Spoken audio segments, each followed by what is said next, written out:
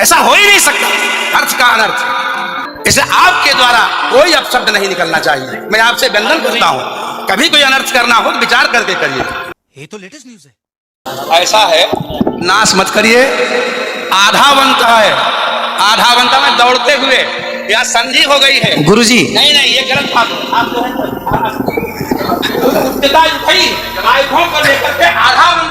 गुरुजी गुरुजी गुरुजी गुरुजी गुरुजी हम तो आपके दास हैं। अनर्थ मत कीजिए ना। हमारे गुरुजी कहते हैं अयम अनर्था। ना ना गुरुजी, इसका अर्थ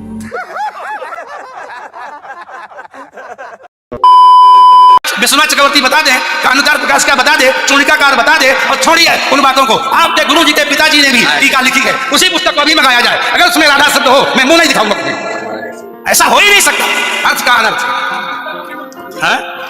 नहीं, हमको कष्ट यह है कि हमको बोलना पड़ा बीच में, क्योंकि अगर अनिरुद्धाचार्य की जगह ये बात और कोई बोलता तो मैं कतई नहीं बोलता। लेकिन अनिरुद्धाचार्य इस समय टीवी पर छाए हुए हैं, लाखों लोग इनको सुन रहे हैं, तो ये तो यही समझेंगे ना कि अनिरुद्धाचार्य बोल रहे हैं। इसे आपके द्वारा कोई अपशब्द नहीं निकलना चाहिए। मैं आपसे वंदन करता हूँ, कभी कोई अनर्थ करना हो तो विचार करके करिए। मैं और कोई बात नहीं, सबको क्षमा मांगता। भागवत जी के अष्टम स्कंद के 10वें अध्याय में लोग कहते हैं भागवत जी में राधा का नाम नहीं है, राधा का नाम नहीं है। ये लोग गलत कहते हैं, जो भी कहता है गलत कहते हैं। लिखा हुआ मैं आपको श्लोक दिखा रहा हूँ। भागवत जी के 8वें स्कंद के 10वें अध्याय में श्लोक नंबर 40 है, लिखा है उद्यतायुध दौरदंडई राधावंतो भटान मृधे। राधावंतो लिखा, स्पष्ट लिखा गुरुजी। ऐसा है, नाश मत करिए। आधावंत है, आधावंता में दौड़ते हुए या संधि हो गई है। गुरुजी नहीं नहीं, ये गलत बात है। आप जो है आधावंता। गुरुजी गुरुजी गुरुजी गुरुजी गुरुजी हम तो आपके दास हैं। अनर्थ मत कीजिए ना। हमारे गुरुजी कहते हैं अयम अनर्था। ना ना गुरुजी, इसका अर्थ तो सुन लीजिए, इसका अर्थ तो सुन लीजिए।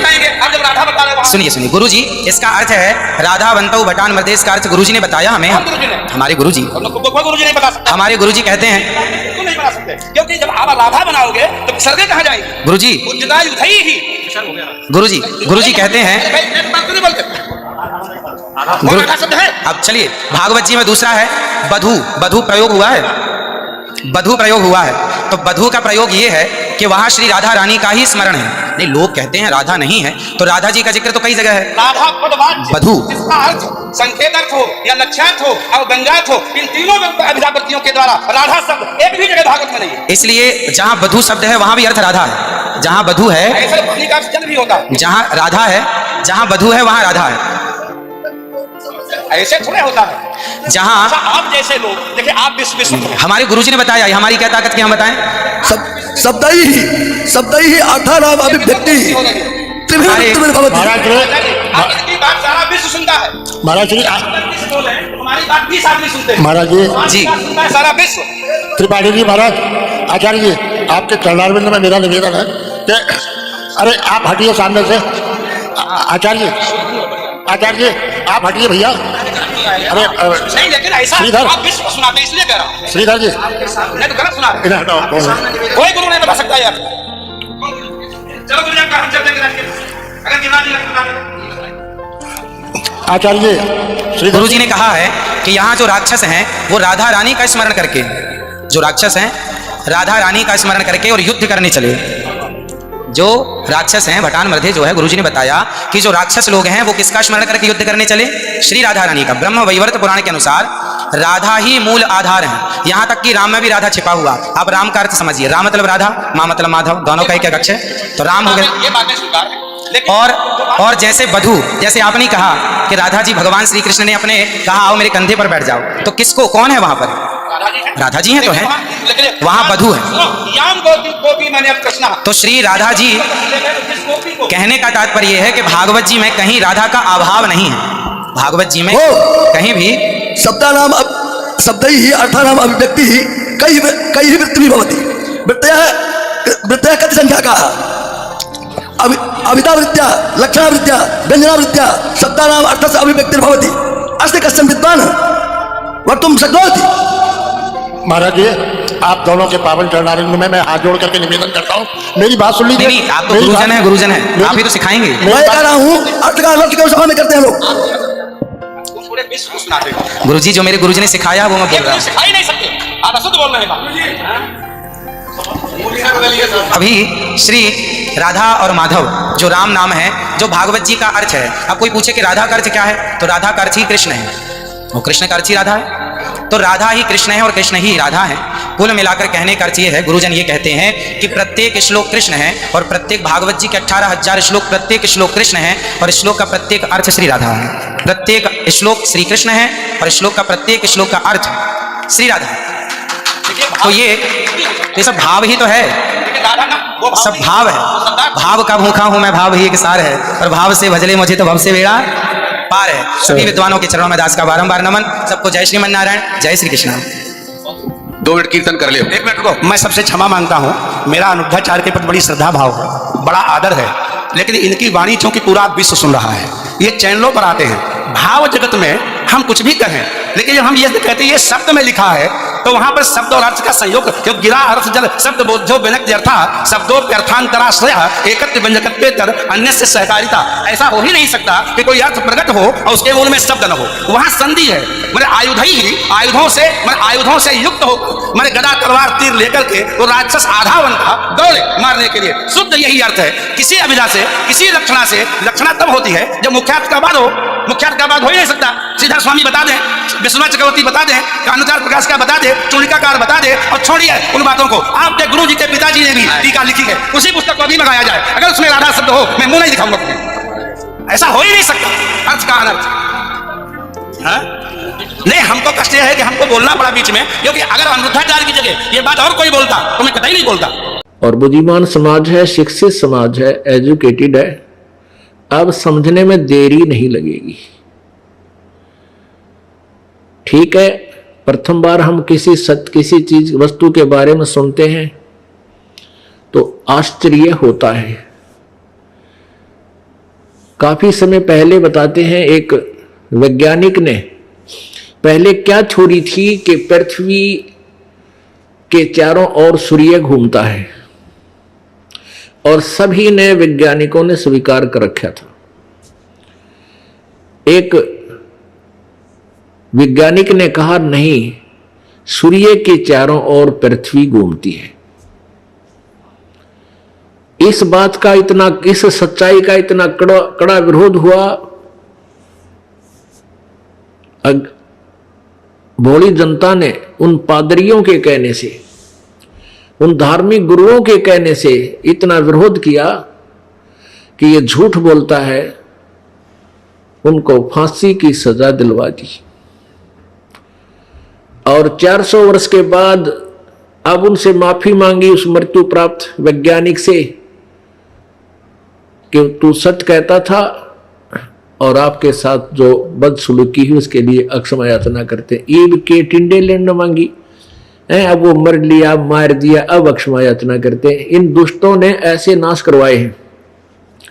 जो ज्ञानहीन स्वार्थी लोगों ने ऐसे ही पुण्यात्माओं के साथ विरोध करवाया और उनको मृत्यु के घाट पहुंचवा दिया। जैसे ईसा मसीह के साथ जी के साथ यही विरोध हुआ था,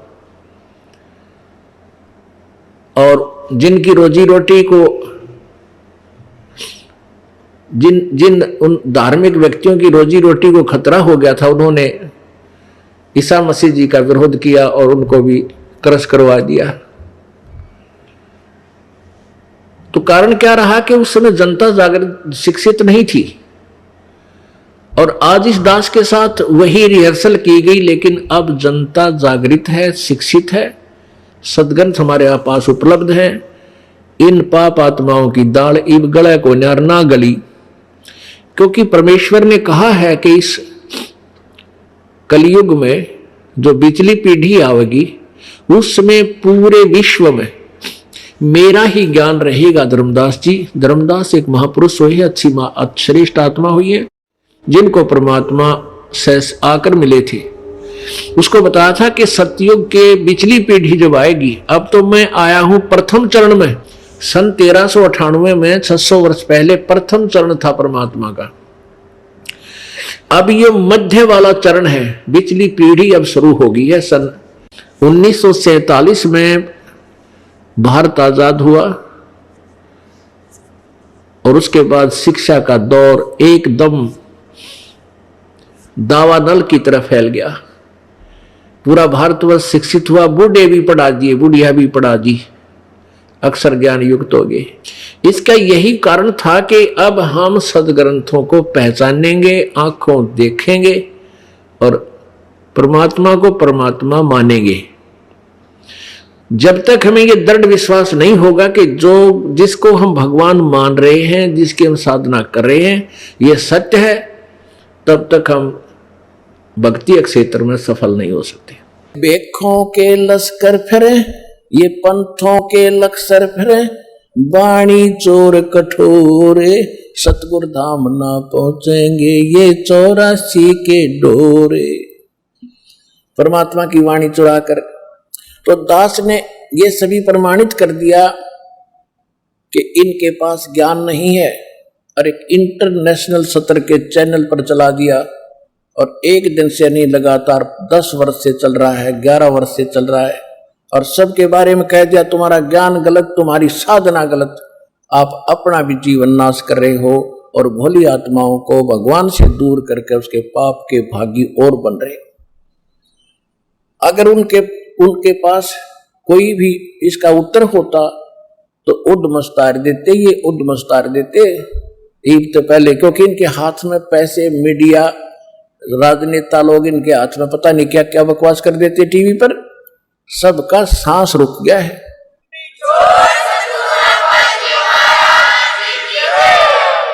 और ये थोड़े से दिन इन आर्य समाज के नकली आचार्यों ने बकवास करी थी, मुंह पिटवा कर बैठ गए, क्योंकि सत्य तो सत्य ही होती है। सत्य की स्पीड बेशक स्लो होती है, पर स्टेडी और स्लोली होती है, स्टेडली होती है। अंत में सत्य की विजय होती है। प्रकाश के सामने अंधेरा रुका नहीं करता, सत्य के सामने असत्य का कोई अस्तित्व नहीं होता। अब आपके सामने है, ये सारा संसार जाग रहा है, सारा विश्व हमारे साथ लगेगा और भगवान की भक्ति करके पार होएगा। ये वो समय है।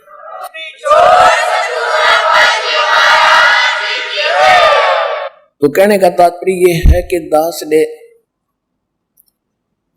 आप जी को वो अमर संदेश दिया है जो भगवान दिया करते थे 600 वर्ष पहले। उस समय हम अशिक्षित थे, हमारे पूर्वज अशिक्षित थे, भोले भाले श्रद्धालु थे, विश्वासी व्यक्ति थे। उसका दुरुपयोग किया इन काल के दूतों ने, नकलियों ने। हिंदू और मुसलमान धर्म के जितने भी भारतवर्ष में गुरु थे वह कति अज्ञानी थे और हमें आपस में लड़ा लड़ा कर हमें दूर करते रहे। हिंदू और मुसलमान की एक बाढ़ खड़ी कर दी, एक खाई खोद दी गहरी।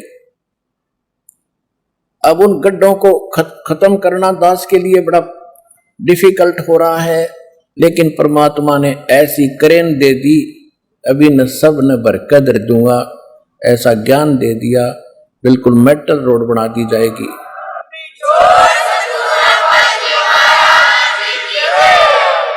साधु संत भक्त परमात्मा के लिए ही प्रयत्नशील होते हैं। जो भक्त हैं उनको भी भगवान की तलाश है, इसलिए वो किसी गुरु के पास गए हैं। और गुरु जो पद पे प्राप्त बैठा है वो भी तो भगवान के लिए ही घर से निकला है, उसने प्रयत्न प्रारंभ किए हैं तो परमात्मा के लिए किए हैं। आज ठीक है वो गुरु पद पर बैठ गया और बहुत से शिष्य भी हो गए हैं, तो उसने पुनः विचार करना पड़ेगा, क्योंकि उसको परमात्मा की आवश्यकता है। यदि उसका मार्ग गलत है तो आज भी ठीक किया जा सकता है उसको, और यदि आज भी ठीक नहीं करेगा अभी अपने अभिमानवश, तो वो दूना दोषी होगा। वो इस कैटेगरी का होगा कि जानबूझ साची तजय करे झूठ तने, और ताकि संगत है प्रभु सौ पद में बिना दे।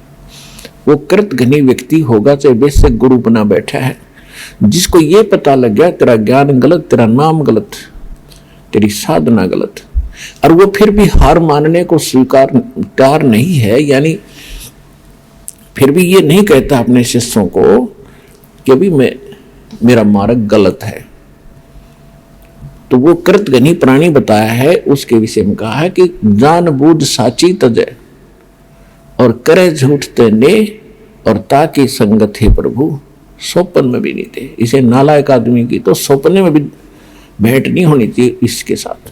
और जो उनके फंसे बैठे हैं भोली श्रद्धालु, अब उन्होंने स्वयं सोचना पड़ेगा।